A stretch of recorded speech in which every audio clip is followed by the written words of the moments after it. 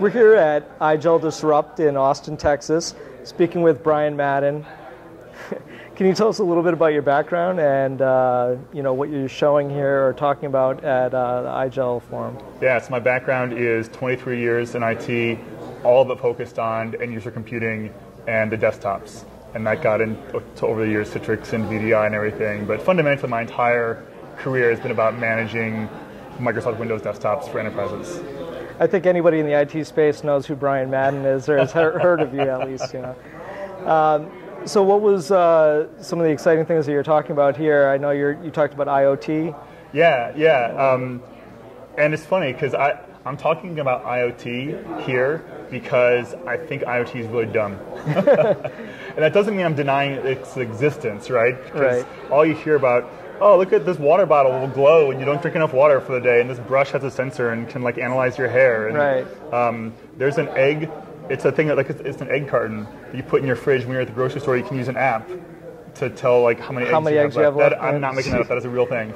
But you hear all these numbers like, oh, it's going to be 100 quadrillion devices, and every human's going to have 50 billion devices and sensors, and that's fine.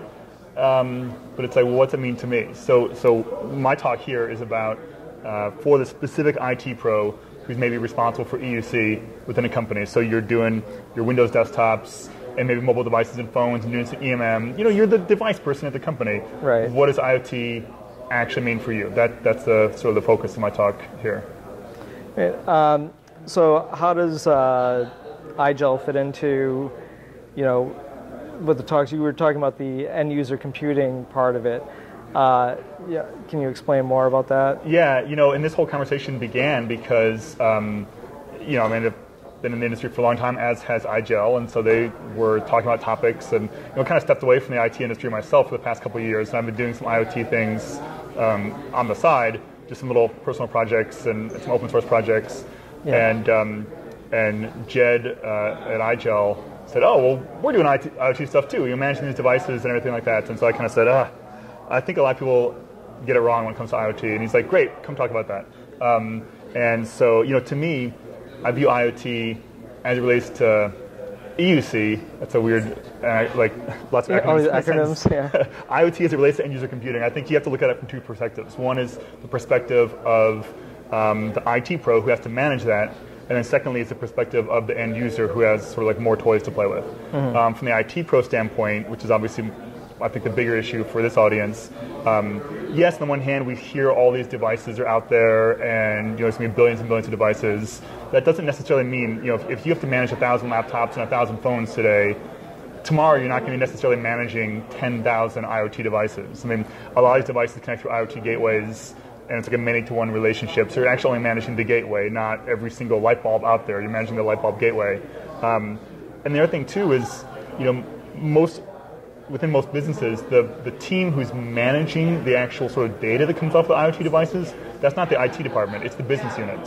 So it's just like all along, IT, we're responsible for the applications, but we don't do the patient care, or we don't do the financial planning. We just make sure that it runs and has enough database space and it doesn't crash and that kind of stuff. Same with IoT. So, maybe all the IoT sensors are letting us know how healthy our trees are and when it's time to prune them and if there's moisture in the soil. IT doesn't care if there's moisture in the soil. IT cares, is the IoT sensor on? Is the battery charged? Yeah, exactly. The business can do that. So I'm kind of telling people, remain calm. IoT is not going to break everything. It's just another device that's out there that you'll manage the same way you manage phones and all that kind of stuff.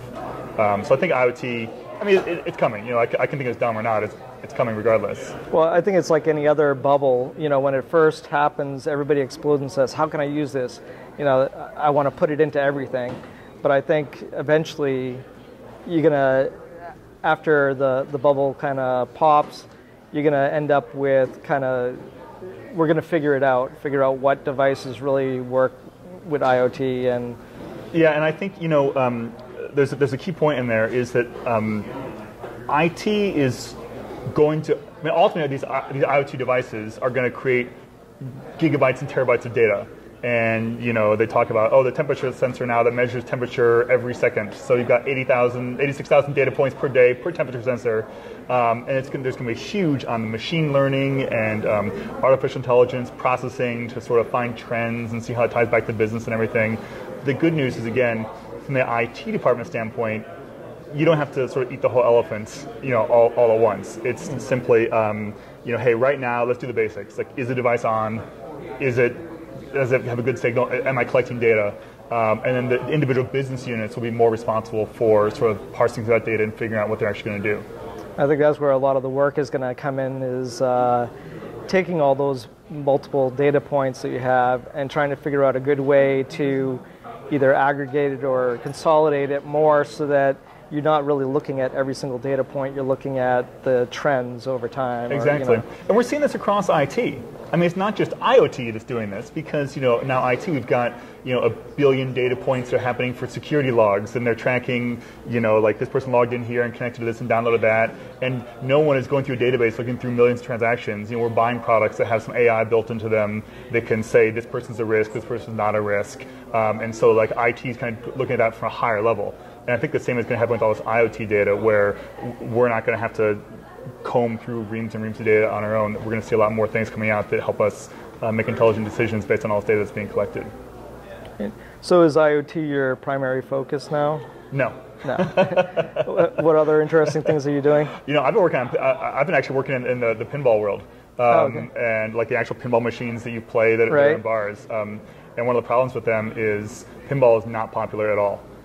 So they only make a few dollars per week, a typical pinball machine. Sure. And if the machine's broken, you're losing precious earning days. But all these pinball machines are from the 70s and 80s and 90s, and you didn't know this broken. And the bartender's not going to call you and be like, "Hey, dude, your pinball machine's broken." So that's actually how I got into IoT thing. It's just building, a small kind of $5 device you can stick inside there that hops on the bar's Wi-Fi and just looks, is this pinball machine on? And it's just tracking when it's collecting quarters. And so if you own a bunch of pinball machines, you can check it out and just see, okay, these machines are on. If one of them's off, probably something's wrong with it. You can go to the bar and sort of fix it. So that's not a product I'm selling. That's an open source project I've been doing with Gabe Knuth, kind of for fun. And so my focus has not been IoT for IoT's sake. It's been IoT because as someone who owns pinball machines, I want to know if they're working. And there wasn't a solution for that. So $5 microcontroller, and now we got it. Great, interesting. Well, thanks for taking the time to speak with VMblog, and we hope you enjoy the rest of the show here. Yeah, thanks for the invitation.